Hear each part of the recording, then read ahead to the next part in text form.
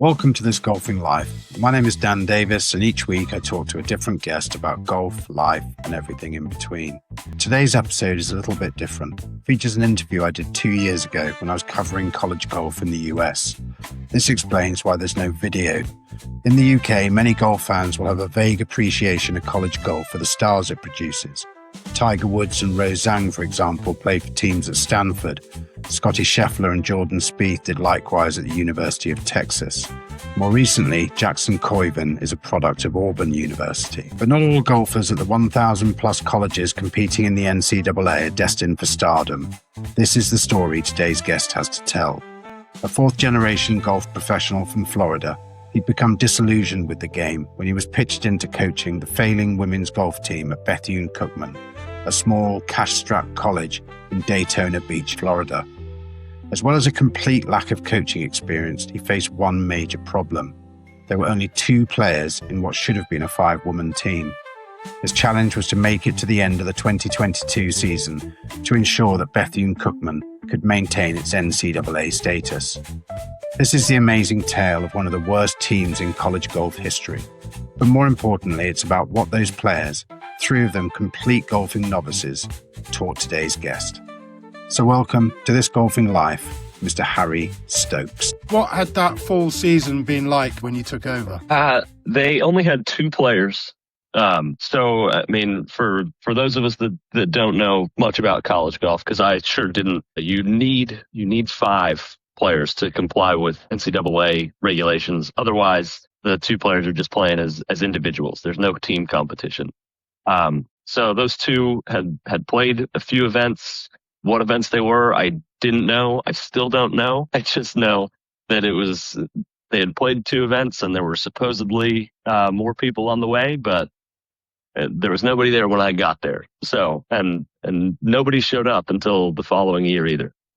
So I know that it had been kind of disjointed for them and disjointed for really everybody. So when I came in and did I guess I'd call it an interview. It was more of like hey, this is what the job is. Do you really want to do this? I really had no idea what I was getting myself into. And, it seemed kind of like a mess. And I'll tell you what, Dan, I kind of thrive on messy situations. So I looked at it and I said, yeah, this sounds like something I could do. It sounds like something fun. Where does this ability to thrive in messy situations come from, and how has that sort of manifested itself in the past? Where have you honed those skills? Man, I'm just super disorganized. I'm glad you can't see my whole office right now, but it's pretty much, it's always a mess. It's been that way since I was a kid. Probably the best example of it that I have is when I was in high school, I used to have summer work during our summer break. And every year I would wait until like the last day of summer to do all of it, right? I would just spend the last day. I wouldn't do anything but my summer work. And I always did fine. I would turn in, I'd get good marks and everything. And one summer, my mom just got a wild hair and said, you know what, Harry, you can't do anything this summer until you finish your summer work, because they were tired of me waiting. And I did it all in the first couple days. It was fine. And the first day of school comes around, and I had no idea where the papers were. I had no idea where any of it was. I couldn't find it. And I had to skip the first day of school to redo the summer work. And I looked at my mom and I said, this is why you just let me do it my way. Like, it's going to be weird. It's going to be disorganized. But like those last couple days, I know I got it. I'm not going to forget it. Like, I need a deadline. I need pressure. I need some of that. So if everything's clean and organized, odds are I'm going to lose my mind. So you arrive, there's 2 players on the program. What sort of standard were those players, and what did you do from that January through to April, sort of for the end of the season with 2 players? How did you fulfill your fixtures? How did you set about starting this job? Right. So the 2 players that we had were good players. Both had played in high school. I mean, frankly, at the level that we're at, we're not going to get any Rose Zhang walking in the door or anything like that. But good players, definitely capable of shooting around par, maybe even under par on a good day. But in a bad situation, it can make a really good player into someone who really struggles. And let's just put it this way: they were good enough. I came in knowing, okay, at least next year we're gonna have something to build on. But so we had those two players, and then funny enough, in that interview, they asked me, "Do you know anyone that can come and play for us? We need him here by like tomorrow." It was a Thursday, and they're like, "We need him here by Friday." And I was like, "Man, no chance I know anybody. Like, I'm working remote for an automotive company. I have no idea. I don't know anybody who would want to come and play golf for us tomorrow." So what we ended up doing was we filled out the team with a track athlete, a triple jumper, a cheerleader, and a manager for the football team, none of which who had ever swung a golf club before in their entire lives. Had less golf experience than I had college coaching experience by the time our first event rolled around. So the way the job was pitched to me was, so in order to maintain NCAA sports sponsorship, right, you have to play 8 events with a full team for the year, right? So we needed to get 5 girls to 8 events, and they basically said, all you got to do is drive them there, drop them off, and let them go, and you're done. And I was like, okay, this sounds easy, I got this. And I quickly realized that wasn't exactly the case. You don't just leave them out there. So, yeah, man, like I remember I had a couple of just extra golf clubs laying around from my time as a club pro. And there was one of them, the first girl who got eligible, I just gave them to her and we went out in the parking lot. And I was like, here, this is how you hold it. And then you just swing it up over your shoulder and swing it up over your other shoulder and we'll see how it goes. And it got slightly better from there. How did you recruit these players? I mean, you've got, a matter of days to get a team together. It had nothing to do with it. There was, I'll say this, the football manager and the cheerleader, they also, they kind of work in the athletic department. So they had a good relationship with the AD and the associate ADs. And they just kind of said, here, this is the next job that you have, is you're going to go play on the golf team for the next semester. And then the triple jumper, the track athlete, she was a freshman, wasn't a super integral part of the team yet. So they said, you guys take her when you need her. As long as we've got her for our conference championship, you're good to go. You can have her. So I had nothing to do with it. I kind of showed up one day and they said, here, this is your team right here. Tell us about tell us about that first tournament and where was it? How far did you have to drive? And you've got 5 players, 3 of whom have never played golf before. Yeah. Tell us a little bit about that first tournament, that first tee, the build up to it, the journey there. Dan, we might be here a while, man. So we finally got everybody eligible by I think like mid-February. And in the meantime, I had gone to a couple events with the 2 girls that were playing as individuals. And there were a couple of coaches in the HBCU world, the historically black college. Bethune-Cookman's a historically black college. So we played an event with our 2 girls at Alabama State. And the coach there, who since has become a very good friend of mine, he hooked me up with a couple of other coaches that might be interested in doing like head-to-head matches, right? And I quickly decided like this is the way to do this. I've seen these girls play golf. I'm not going to throw them out in like a 10-team tournament. I'm just not going to do that to them. I'm not going to do that to the rest of the schools. Like we have to find people who understand like it's just going to be us and we just got to get it over with, right? That's what we're going for. So the first one I set up was it was a dual match with College of Coastal Georgia, which is it's a small college kind of near like the Sea Island area, which is about a 3.5 hour drive from us. And we said, we're going to go up, we're going to play your golf course. Their girls were going to use it for qualifying for their next tournament. We were going to get our event and it's all going to be good. Right.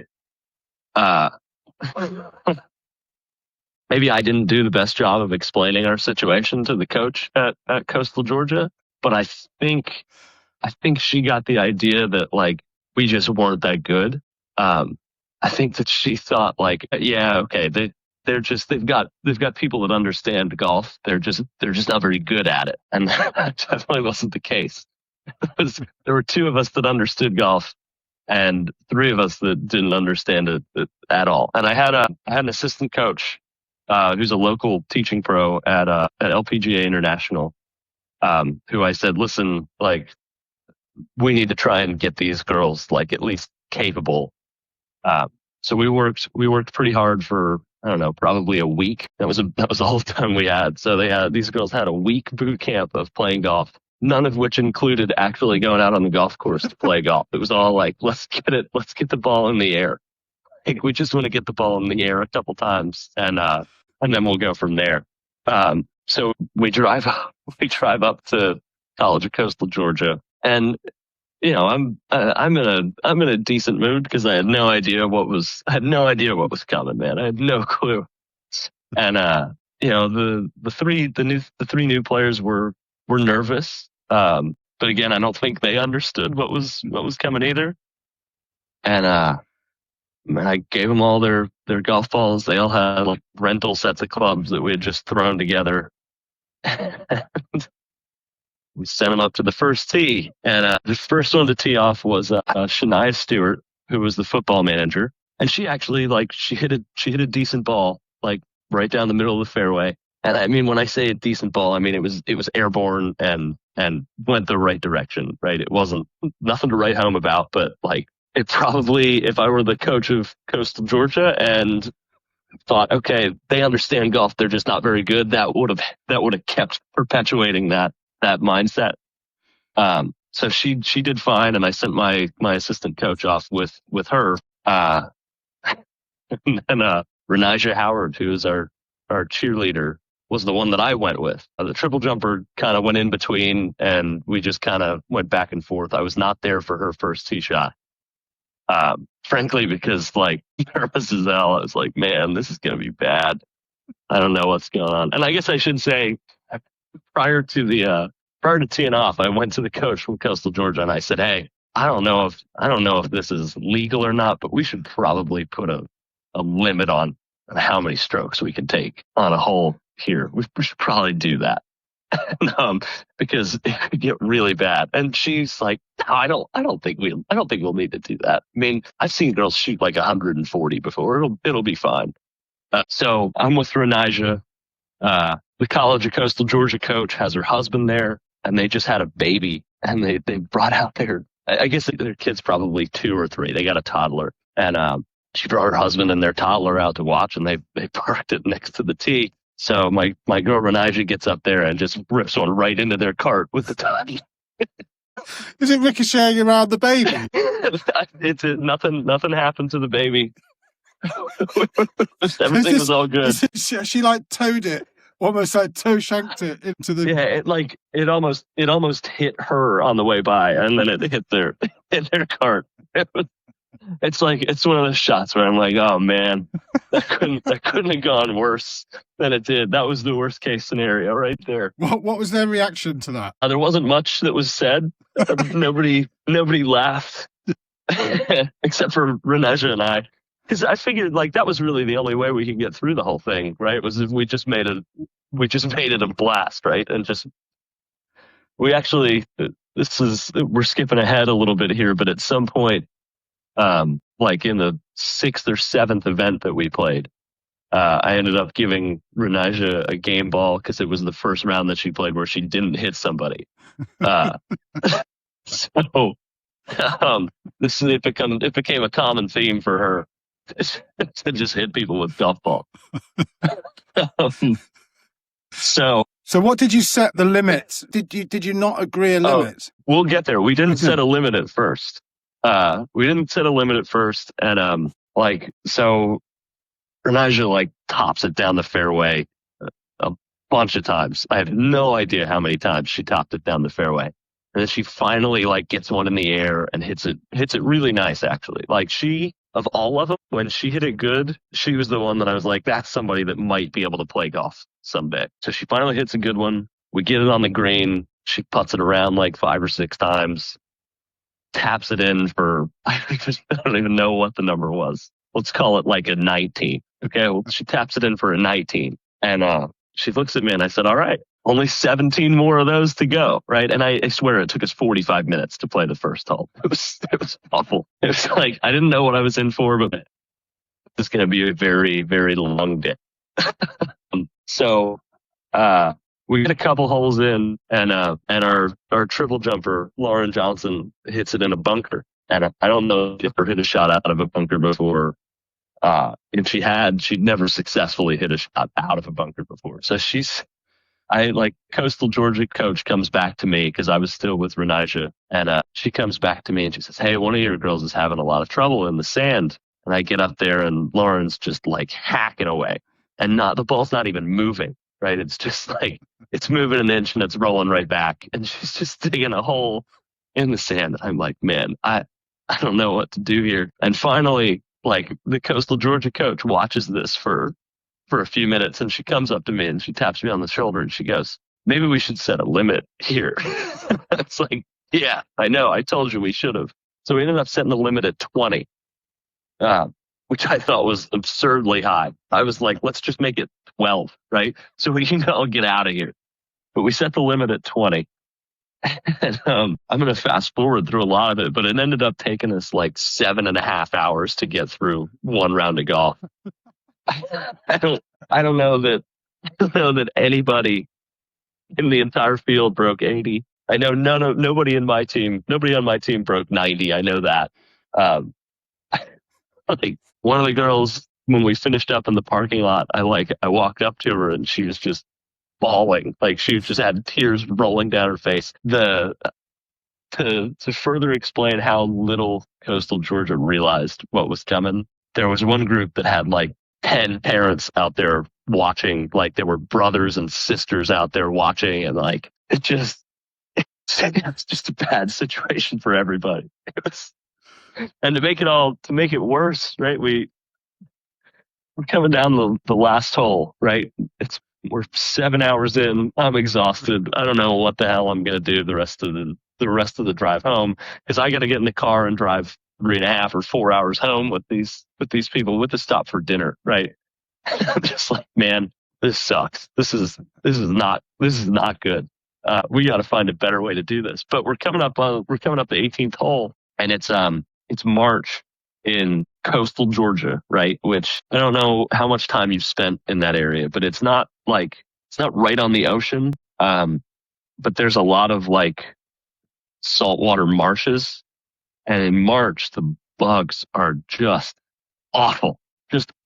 And it's starting to get to dusk. So we're coming up to the 18th hole, and all the Coastal Georgia team is there. The coach is there, and everybody's just like going like this because there are so many bugs. It was awful. It was the worst combination of things that I could imagine. It was like, man, because now we got to sit here and wait. It's taken us like probably half an hour plus to play every hole. So on the 18, I had to go through 3 groups and just get eaten alive by these bugs for, I don't know, an hour and 15 minutes while everybody else watched. What did the coach say? What did the coach of Coastal Georgia say to you during and after that 7.5 hour trial by ineptitude? You know, she was very nice. She was very nice. But we didn't talk for a while afterwards.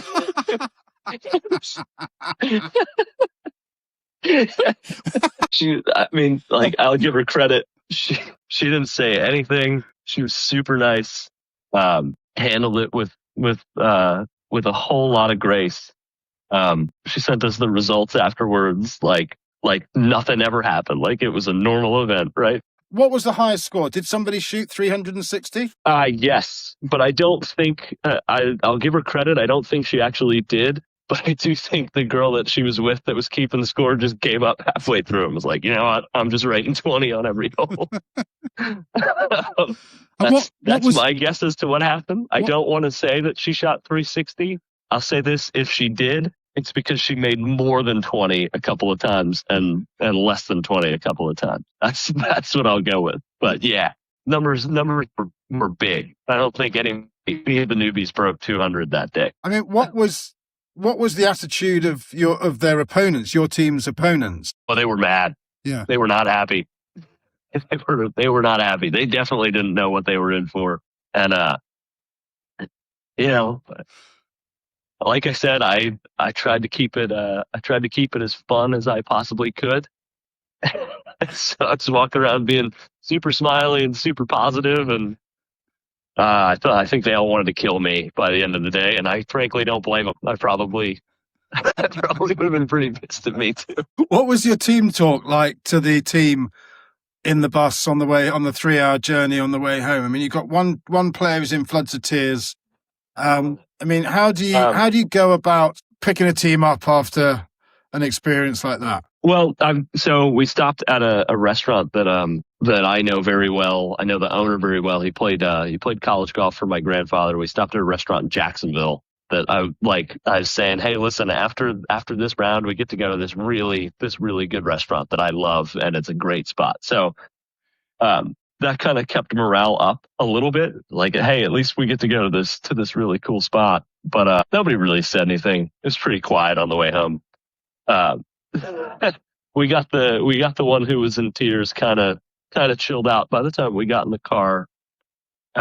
Basically, because I didn't want the three newbies I didn't want them to understand how difficult that was, right? Because I didn't want them to feel bad, because it's nothing that they could have done. It was a quiet car ride home, and it was a quiet dinner too. I mean, did it get any better in that first season? Yeah. It's funny enough, we ran into a school that was going through a similar deal in Savannah State, and their coach, I'll say this, their coach was a lot better at formulating a system than me. Also, I think he was probably a little bit more prepared for it. And they had a functional men's team, so he had something to keep him sane. But we played another 7 matches with them, and we got it down to where it was basically just hit the ball and run for the next one, and hit the ball and run to the next one, and whatever the score is, we're just trying to get around as fast as we possibly can. And by the end of the 2 or 3 months or whatever it was, they were okay. Definitely nobody that was like showing any promise, right? Nobody that I was like, we might even be able to keep them around for next year.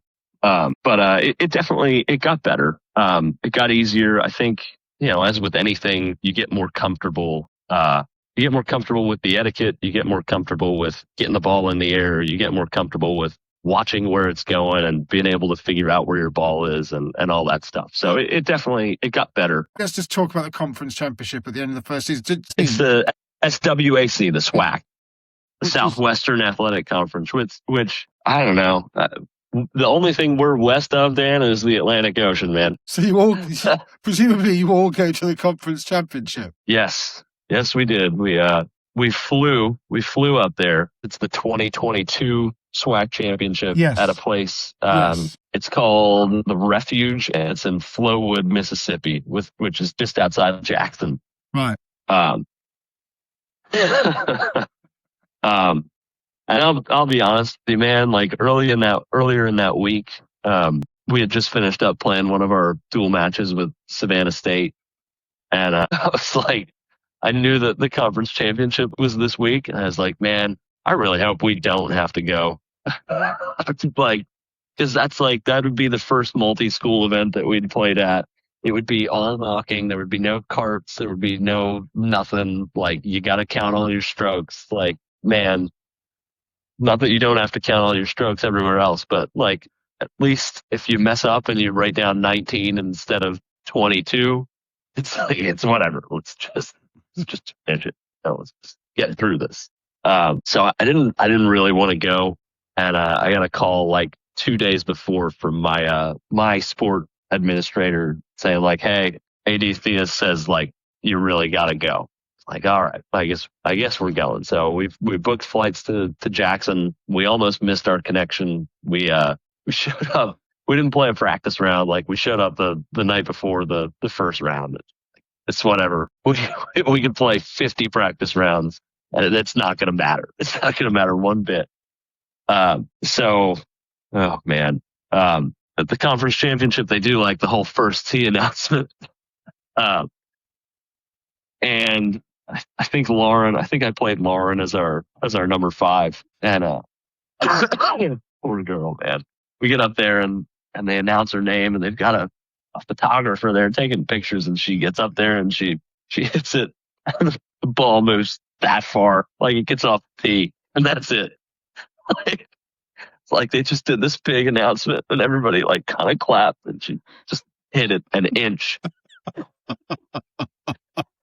Like, oh man, all right, I guess this is how this is gonna go. And there were some high scores in that event, Dan. There were some big scores. There were some big numbers there, and it kind of continued like that the rest of the day. Like, I will say this though, and this I'll have to give a lot of credit to Chris Miller at Savannah State for kind of teaching me his system. But I think in that first round, Lauren Johnson shot 287, but did it in 4.5 hours. Wow. Yeah. Which I've been on record saying we could go, Dan. We could go and win the NCAA championship this year, and I won't be more proud of that than I am of Lauren getting around in 4.5. But it's funny, man. The strategies that were employed are just funny. Like Lauren's deal was she would hit driver, and then she would keep her driver in her hand and walk to her ball, and she would hit driver off the deck until she got to like a certain point where she'd pull out like 3-wood, right? And she'd just keep doing that. And then when she got inside 100, she'd just take her putter out and she would putt the rest of the way. She would like putt and run to her next ball, and putt and run to her next ball, and putt and run to the next ball. And it became one of those things where, like, I think the coach at Alabama State's in our conference as well, so he had a pretty good idea of what was coming, and it just kind of turned into this whole thing. Everybody knew what our deal was, and we just tried to go out and have as much fun as we possibly could. Basically, the goal was I didn't want anyone to remember Bethune-Cookman at that event just for playing badly. I wanted them to remember us for like, hey, they were bad, but they had great attitude, man. They were smiling the whole time, right? And then there was some funny stuff, and I'll tell you what was really nice is we got to the point where I could leave the 3 newbies like by themselves, and I knew like they're at least gonna make it around the golf course, you know. But I know, I think it was the second round, Renijah was forced to withdraw from the second round because she ran out of golf balls. I gave her 18 golf balls at the beginning of the round, and I think she withdrew on 14. Which, like, and I've said this to her, like, man, you didn't go find a golf ball in the places. You didn't find any golf balls in the places that you were losing yours. Like, what are you doing? Just go, like, pick up one and go play that. It's funny, man. I forget who I was with, but there was a certain point where a couple of the holes kind of came together, and I just see Renijah going in a cart, and I looked at her. I said, "What happened?" And she just yelled from across the golf course, "I ran out of balls." I'm like, oh, all right, well, I'll see you inside though. Oh man, that's brilliant. They were so great, man. The attitudes were just so great. It was so hard, but it was so much fun. And I think, you know, there are 2 ways that you can go about it, right? One, you can be bad and you can be miserable about being bad, or 2, you can be bad and have a great time being bad. And we were definitely bad and had a great time. But I think, I mean, good Lord, Shania Stewart, I think, played the best round of the 3 of them at any point in the year and shot like 164. I think was the best round that any of the 3 of them played. And And frankly, I mean, I hate to say this, but who knows if that's the correct number? You know, I mean, um, hate to say that, but it's true. It's like 164 maybe was the best round that any of them played. Which frankly, like kudos to her. Like that's another big improvement from never having swung a golf club at all to shooting 160 in a couple of months. I'd say, good honor for doing that. But people sort of prepared for what was coming. You mentioned that the Alabama coach maybe knew, but what about the other players? Were they okay with it? Yeah. I think we'll put it this way. I don't think anybody was like overjoyed about it, right? And I don't blame them, right? Like it's your conference championship. I don't think I'd want to be, paired with someone who's going to shoot 2 million or I don't like, I mean, it's all understandable, but I will say this, everybody was super nice to our players. And that, like, there's a part of me that feels, I don't want to say feels bad, right? Because they have just as much of them to be there as anybody else does. But, I don't want to have affected anybody's play, right? I don't want to have impacted anybody's play negatively. But I'll say this, man. I mean, all that fun, like that's like the biggest recruiting tool I've got. Is like the attitude that we go into it with, right? Because like everybody sees that, and everybody wants to be around our team at the end of events, right? When you all congregate, everybody wants to hang out with us. Well, that's an amazing testament to the spirit and the ethos that you've instilled into the team. How did you create sort of little wins or little victories? Because it could become demoralizing incredibly quickly. If you're shooting 20 a hole, and you mentioned, I can't remember whether it was a triple jumper or the cheerleader who, when she finally got round without hitting somebody, you gave her a practice ball. But like, how do you create those little wins or those incentives when you are literally shooting millions every time you step onto a golf course? We made kind of a big joke out of it, right? I mean, it is. You have to look at it for what it is and say, hey, the best that we're going to be is really bad, right? Like the best case scenario for us, we're still going to be a really bad golf team this semester. And I think, when you first start out playing golf, I mean, good Lord, it's been a long time since I first started playing golf, but there are a lot of really small wins that feel like big wins, right? Where it's like, hey, I made it through 3 holes without losing a ball, right? Or I made a double bogey on this hole instead of a quadruple bogey or a 10 or something like that, right? So I think there's a lot of low hanging fruit when you first start out playing, and we just use that, right? And we really did. We tried to spend a decent amount of time on instruction, right? So like they got a fair amount of range time. Between myself and my assistant Brianne, I think they got some pretty good instruction, and they started to see results a little bit. So it was more about keeping the 2 players that had played before, like from never wanting to play golf again, and with them it was just about reminding them about next year, right? So we knew like, hey, come next year, like this isn't what it's going to be. We're going to have a team. We're going to be able to compete, like, and it's going to be okay. We just need to get through these, I don't know, 12 weeks, right? If we can get through these 12 weeks, it's going to be better from here on out. And, I think we did an okay job. You're listening to This Golfing Life, a Sounder podcast. Sounder's golf gear is designed from scratch and tested on the course. Get 20% off your next basket at soundergolf.com using the code POD20. That's POD20. I just wanted to ask you, Harry, like, you've got a great attitude. I mean, I can imagine the girls or the team warming to you and warming to your whole sort of philosophy and your attitude to life, but how did you keep yourself going? I mean, obviously there's the black humor aspect of it that is, I mean, it's great dinner party fodder, isn't it? But how did you know? Absolutely is. How did you keep yourself going? What little wins did you take? What filled you up in terms of that 12-week process of just trying to get to the end of that season? I mean, to be honest with you, Dan, it took a lot out of me, man.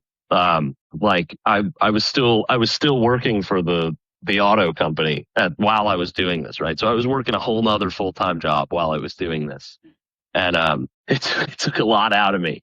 Before I became the coach, like I'd been doing this remote job for a couple months. I was super fit. I was eating healthy. I was like ready to go. And by the time the golf season was over, I had gained like 15 pounds, and I was just tired. It's like, man, I can't do this. I can't do this anymore. I mean, I don't know. I think about, first of all, it was nice to be back in golf, right? I left golf because I met the girl who's now my wife. And I felt like, man, I've actually got some responsibility. I need to go get a real job. I need to go do something that, she can tell her dad that is my job, and he'll be like, oh, okay, like that's what he does. And I think I really realized doing that like I missed being around golf, and I missed being around intentional golf. Because those couple of years that I was working other jobs, I just didn't play, right? I'd play on a Saturday with, a couple of guys who, and no offense to my dad, right? My dad's just not the greatest player, and definitely has never tried to do anything with his golf game. And there just wasn't a community of people for me to play with. So I kind of lost my way. How old were you when you took time away from the game? It had to have been, I was 27. I was 27 when I left the game. So I was out for a good 2 years. And I didn't realize how much I missed it until I was back in it. I was like, man, you know what? This is hard, but I love this. It's just like, there's nothing better than this. Like, this is home for me. I feel good walking into the golf course and be like, yeah, I'm back. I'm in the industry again. Like I'm around.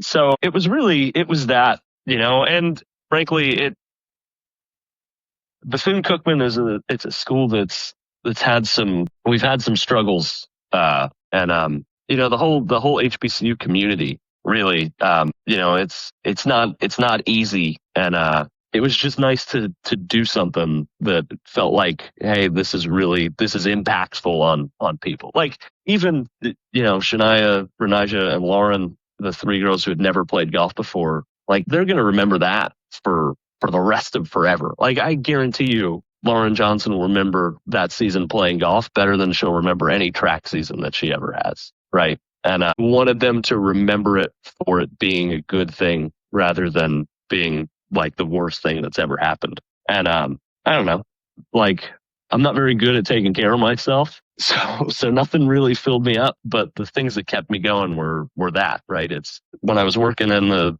pro shop at a country club, it didn't really feel like I was having any impact on anybody, right? You can go give a lesson and they're going to work on their game for, a day or two, and then they're going to go out and it's not going to work right away, and they're going to go back to whatever they were doing that was comfortable, and then you're going to start that whole cycle over again. It felt like, man, like these three girls are learning golf, but also looking forward to next year. I've got two girls that like really want to be better, and like I have a chance to really help them. So I don't know. There were a few things, but it was tough, man. Like I won't lie to you. I really considered after that season was over, I considered saying like, yeah, you guys got to find a golf coach. I don't know that I'm your guy. So like I said, there was a time after that first season where I didn't think I was going to come back and do it. I thought I was just going to keep doing the automotive gig. And I had a call with our AD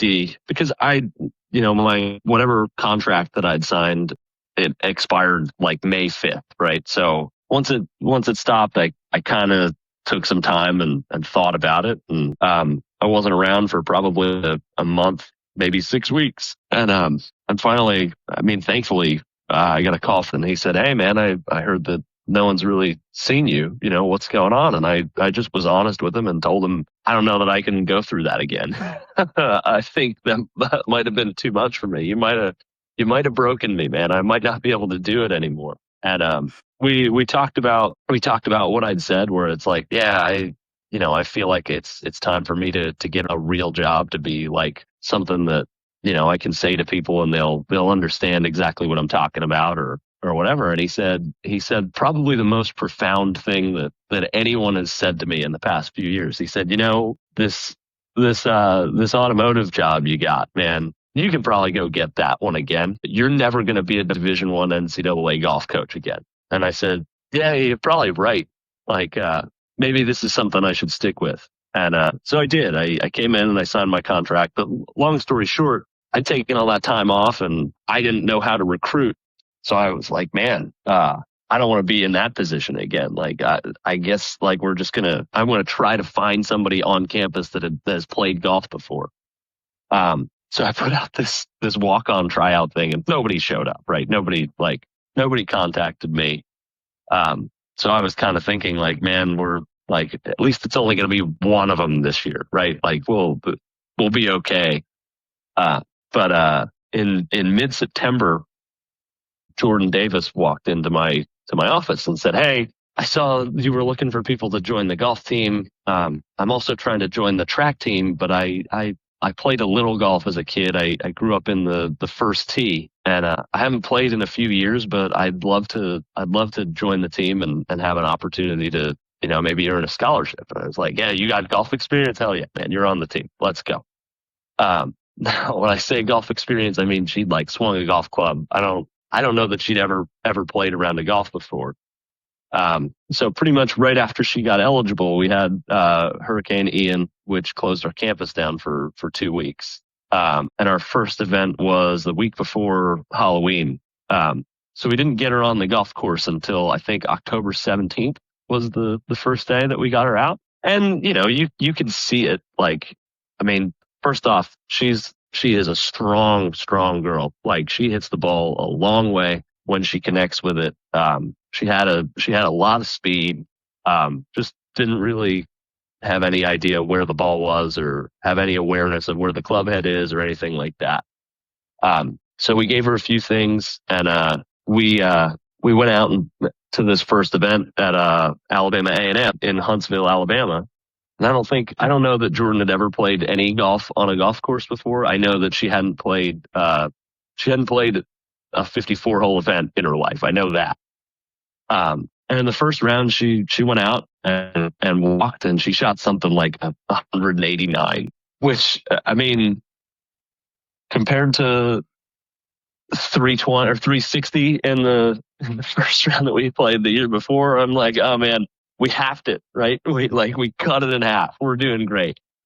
But I'll say this, she did it, and there was not one single complaint.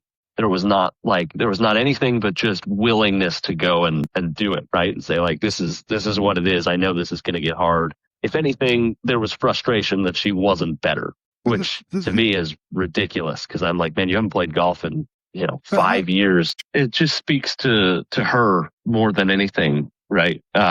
First of all, she's a really talented athlete. Like I said, she is super strong. I think, according to our strength coach, I don't know this for sure, this is unsubstantiated rumor. I think she's like a top 5 deadlift in all of the female athletes at Bethune-Cookman. Like, she is strong, and just a good athlete. And when you give her something to work on, she just puts her head down and works on it, and like really tries to understand it. And it's just a credit to her and her attitude. She's a great kid. I gave her the most inspirational award for our little athletic award banquet, and it wasn't even close. I mean, she shows up, she does what she's supposed to do. What's the attitude with the rest of the players?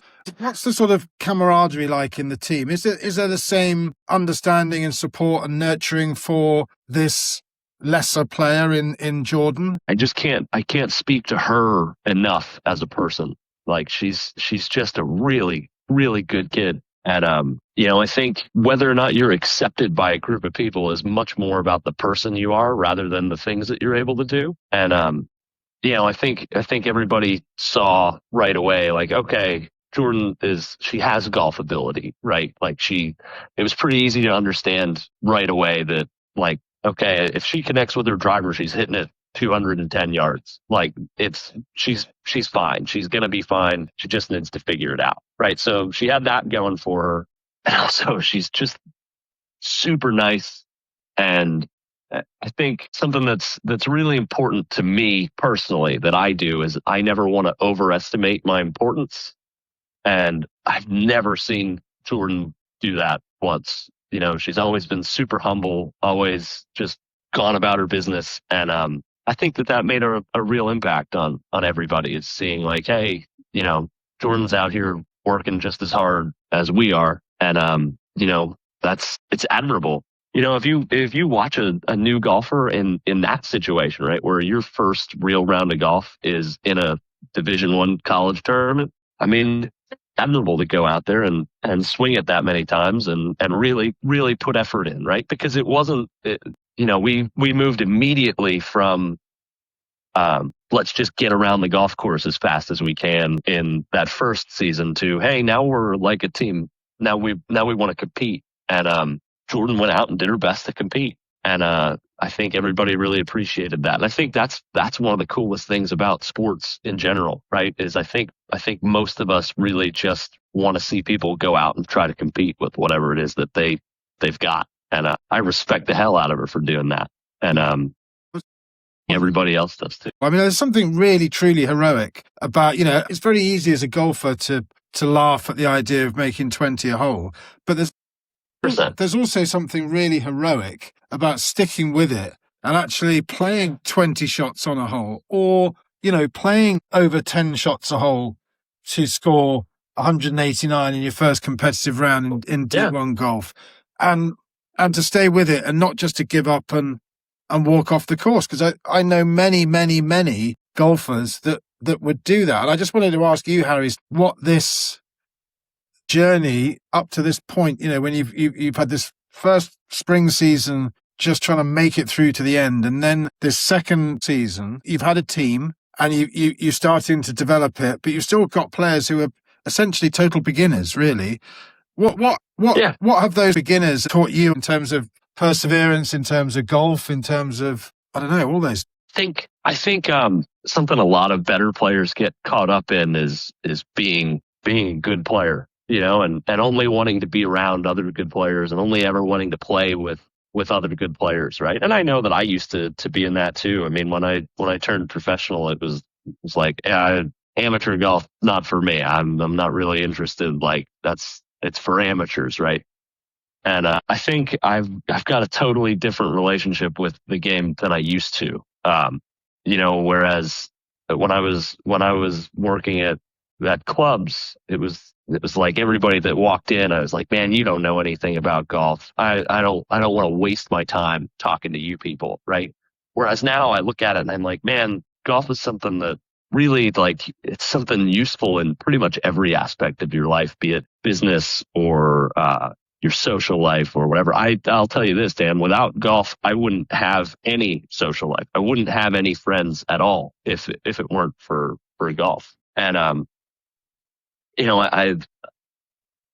look like what Jordan's done, and it's just a great story for her to be able to tell. I never really thought about the experiences that I had, or the stories that I was going to be able to tell about what I did to, whether it's my kids or my grandkids or whoever in the future, right? I never thought that I would be having this conversation with somebody, but I think now I see it in such a different light, right? That, like, it's not life or death to me anymore. It used to be like I tried to play my way out of the golf shop, essentially. So every tournament that I would play in, it was life or death, right? It was, I need to play well. And now it's more, I want to play well. I would like to play well, but at the same time, like, I'm going to love the game no matter what. Like, there's no chance of burnout for me anymore. And I think that's one of the things that I've that I've tried to really, really impart on the kids now that I'm coaching full time is like, I'm sure there are a bunch of kids that come to college and leave and never want to play golf again, right? And just are like, man, I've had enough of it. Worked too hard. I didn't get anywhere. The last thing that I want for any of them is to leave here and say, I never want to play golf again. Because it's something like, I mean, my mom's dad passed away on the golf course, right? Like you can literally play it up until the second that your time's up. And I wouldn't want anyone to waste all those years being angry about not being good enough or not getting to whatever level you want to get to, and just kind of enjoy the ride a little bit more, you know? And I not only I think that attitude helps them, but I think it's helped me a whole lot, right? I feel like I understand things a hell of a lot more. I'm a lot more pleasant to be around on the golf course now. Not that I'm always pleasant to be around. I love a good club throw every now and then. Don't we all? But it used to be, if I got to that point, it would be the end of the day for me, right? It's like you wouldn't want to be around me the rest of the day. Now, if I get to that point, I get it out and I'm good and I'm happy to be back out on the golf course, and I'm capable of saying something like, well, the weather's nice, you know, it's a beautiful day out here, instead of like, man, it's a beautiful day and I shot 75. It's the worst day I've ever had in my life. So I think more than anything, it's changed the way that I think about the game, and it's changed the way that I use the game in my identity. You know, it used to be I'd identify myself with the number that I shot. I'd identify as like, man, I'm a golfer that's capable of shooting 65. Now it's like, yeah, I'm all of these other things, and I'm capable of playing some good golf every once in a while. And I think that's all coaching.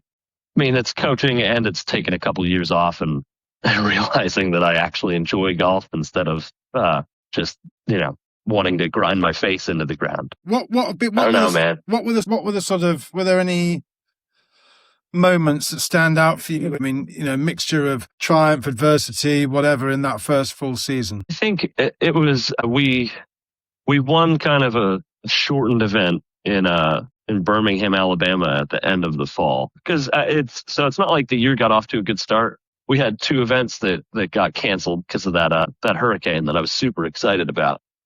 But once we got to Birmingham, and I like we were playing well and conditions were kind of tough, and it was the first time that I'd really like gotten the sense like, man, I think we might be playing pretty well here.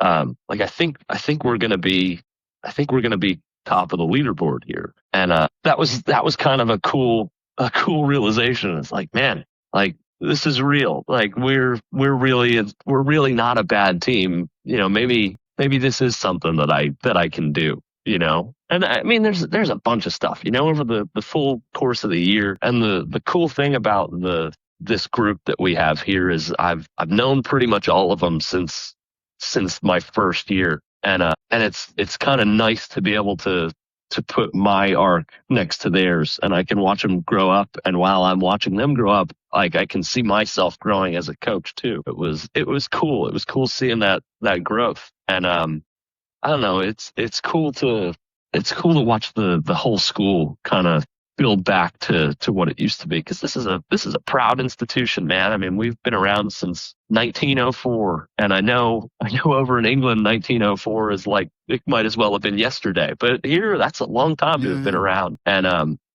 you know, it got really rough for a couple of years. I know there was some financial trouble, like to the point where like we were right at the edge of being able to continue.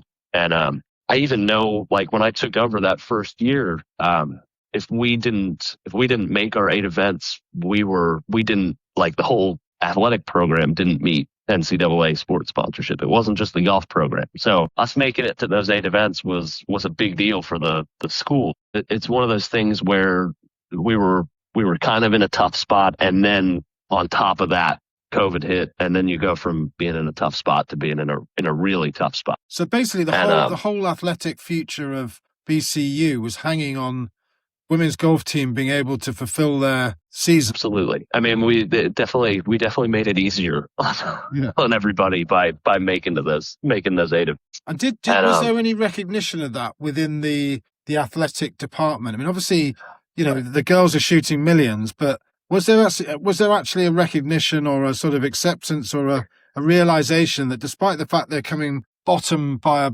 a mile, that actually they were doing something for the college, for the school, for the university? Well, no. I think it was a brand new athletic administration when I got here.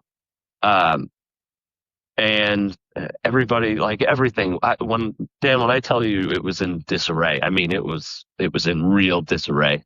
So it's been like everybody just kind of kept to themselves at the beginning, and kind of where I was going was just seeing the athletic department like kind of become whole again, right? And having relationships with coaches and kind of getting to know everybody and just us becoming a functional unit again, and one that has a direction that we're trying to go in.